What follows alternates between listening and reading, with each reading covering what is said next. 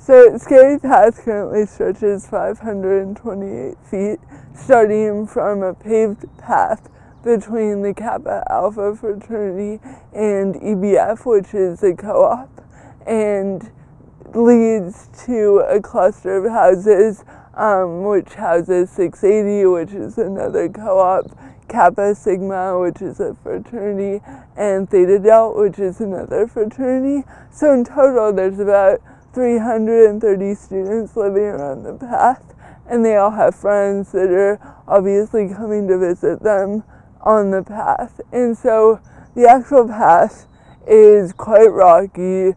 There's no pavement, no leveling, no lights, and there's trees all around it, which offer large shaded areas where students are often hesitant to even walk by when they're trying to walk to events at any of the houses at night, especially because the Brock Turner case last year, which was a sexual assault case that's currently still being decided in court, happened only 0.15 miles away from the path on similar terrain.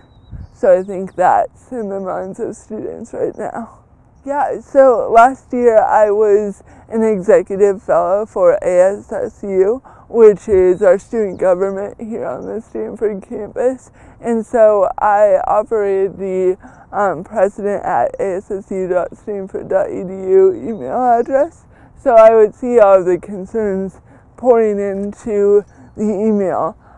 And a lot of students were saying, hey, there's this huge path on campus that we all walk down on a day-to-day basis, and we're scared every night. And that's an issue. I mean, students shouldn't have to be feeling like that on their own home. So I want the university to pave and light the path. At this time, Stanford is home to an endangered salamander species, which is why we can't pave the path. However, after talking to the National Park Service, especially at Yosemite, I've found that when they have endangered species, they often build boardwalks over proposed paths that pose little to no harm to the environment, and are often easily approved by counties and states for endangered species. And we could easily just hang the lights off of the path so it would be boarded and lit.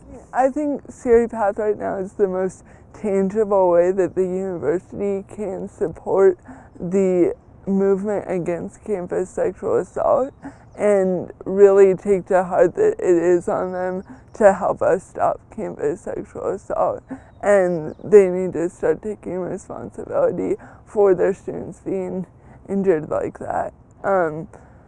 I think that the Brock Turner case brought a lot of light onto the issue that we have here, and as we all know, a lot of those cases go unreported because students don't feel welcome to report.